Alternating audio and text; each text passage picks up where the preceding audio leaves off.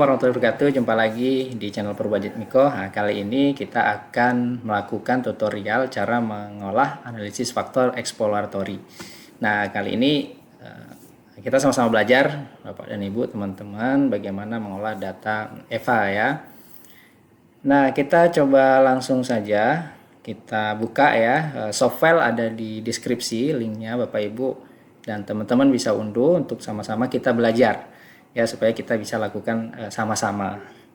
Nah, kita coba buka datanya Pak Ibu, itu data EVA 1 ya. Kita open. Nah, untuk memastikan di sini di data editor Bapak Ibu, teman-teman, bahwa data kita memang sudah terbuka ya. Ada 1 2 3 4 5 6, ada 6 atribut ya Bapak Ibu yang akan kita ekstraksi, yang akan kita ringkas ya, karena analisis faktor ini memang tujuannya untuk meringkas ya.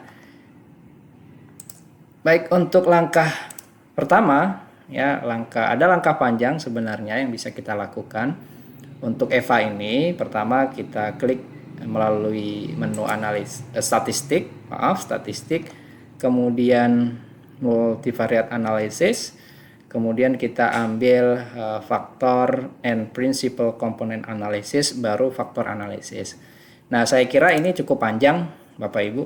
Ada cara ringkas yang sebenarnya menjadi keunggulan dari aplikasi Stata itu sendiri, yaitu adanya menu common box di sini ya Bapak Ibu. Nah, common box di sini gunanya kita dapat cara yang lebih cepat, yaitu kita coba call dengan db spasi vektor ya. Kita ketik db spasi vektor, kita enter, dan akan keluar hal yang sama. Jadi lebih cepat. Tadi mungkin butuh 3-4 detik, kali ini cuma butuh 1 detik untuk merecall pengolahan dari EVA itu sendiri, yaitu analisis faktor. Nah, untuk variabel kita masukkan semuanya ke 6 atribut. Ada pelayanan, parkir, bersih, waktu, nyaman, dan kelengkapan, lengkap ya. Kemudian di model 2 ini, di sebelah model, kita ambil principal komponen vektor, kemudian minimum dari agent value yang kita akan set di sini adalah 1 ya, karena kurang dari 1 sebenarnya belum merepresentasikan menjadi faktor yang berdiri secara utuh. Nah, karena itu kita tambahkan di sini 1.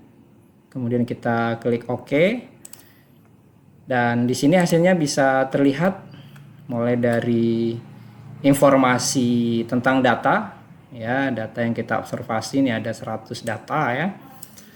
Kemudian untuk nilai agent value tadi ya, kita ya memastikan bahwa agent value yang kurang dari 1 itu tidak bisa kita masukkan menjadi faktor analisis yang utuh. Artinya dilihat dari informasi tabel pertama ini bahwa faktornya mengelompok di 2 faktor ya, karena faktor 1 nilai agent value-nya 2,1, artinya lebih dari 1. Kemudian faktor 2 juga nilainya besar sama dengan 1. Sisanya faktor 3 dan sampai faktor 6 ini belum sampai ya, nilai agent value-nya itu 1. Artinya dari sisi informasi ini saja kita bisa lihat bahwa 6 atribut tadi itu hanya mengelompok ataupun terekstraksi menjadi 2 faktor. Faktornya apa saja yang mengerucut itu informasinya ada di bawah Bapak Ibu. Nah, di bawah teman-teman semuanya bisa cross check di sini ya. Ada yang mengelompok di faktor 1 dan ada yang mengelompok di faktor 2. Kita coba lihat di atribut pelayanan. Nah, untuk meletakkan di mana mengelompok di faktor 1 atau 2, kita lihat dari nilai tertinggi dari kedua faktor tersebut. Sebagai contoh, pelayanan ini berarti masuk ke faktor 2. Kemudian parkir itu berarti masuk ke faktor 1. Kemudian bersih berarti masuk ke faktor 1. Kemudian waktu itu juga masuk ke faktor 1. Kemudian nyaman ternyata lebih besar di faktor 2, berarti nyaman ini masuk ke faktor 2, sedangkan lengkap itu masuk ke faktor 1. Berarti di faktor 1 ada parkir, ya, ada parkir, ada bersih, ada waktu, ya, kemudian ada lengkap. Sedangkan di faktor kedua itu ada pelayanan, ya, dan ada nyaman, kenyamanan. Nah, inilah yang akan nantinya peneliti ya menginterpretasikan dari dua faktor tadi. Itu penamaan faktor itu diserahkan ke peneliti, tentu dengan pertimbangan faktor tadi mengelompok pada atribut apa saja.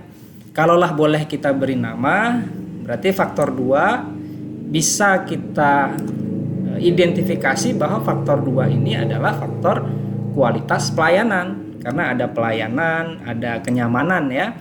Kebetulan sampel dari contoh data yang kita gunakan ini adalah penelitian tentang faktor-faktor apa saja yang membuat masyarakat ingin ya berobat ke suatu rumah sakit. Ternyata salah satu faktornya adalah kualitas pelayanan.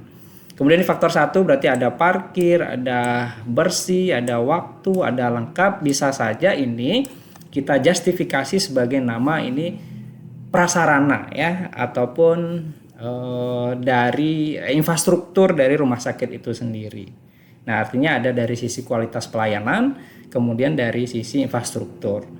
Nah, barangkali ini untuk analisis faktor eksploratory. Nah, namun ada satu hal lagi yang perlu kita lakukan, yaitu pengujian asumsi.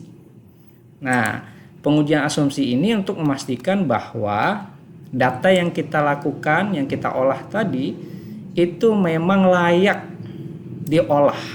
Nah, ada beberapa asumsi yang harus dipenuhi. Pertama adalah dari nilai KMO.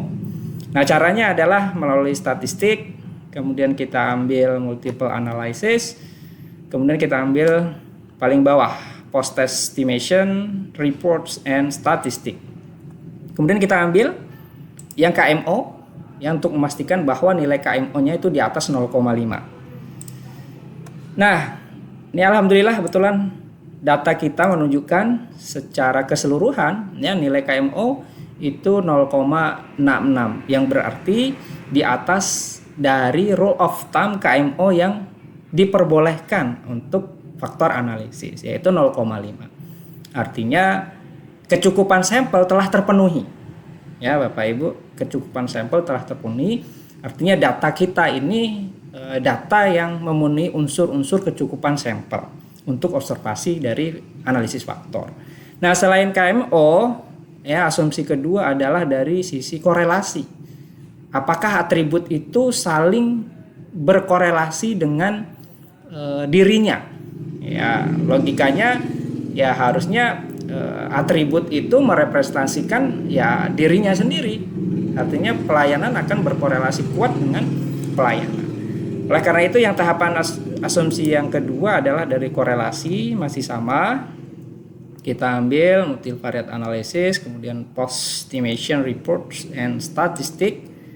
Kita ambil yang anti image ya, anti image correlation. Nah, ini untuk memastikan korelasinya. Nah, kita bisa lihat Bapak Ibu di sini ada zigzag ya, di sini turun ke bawah mulai dari pelayanan ke pelayanan, nilainya harus lebih besar dari 0,5. Dan ini data menunjukkan hasil yang bagus ya. Artinya semua atribut itu sangat kuat ya berkorelasi terhadap dirinya sendiri. Ya, artinya dari sisi instrumen ya ini korelasinya sangat kuat ya. Demikianlah Bapak Ibu teman-teman semua untuk tutorial analisis faktor. Mudah-mudahan bisa membantu Bapak Ibu yang sedang mengolah ya data analisis faktor eksploratory khususnya menggunakan stata. Mohon dibantu subscribe and like jika video ini memang bermanfaat. Sampai ketemu Bapak Ibu. Assalamualaikum warahmatullahi wabarakatuh.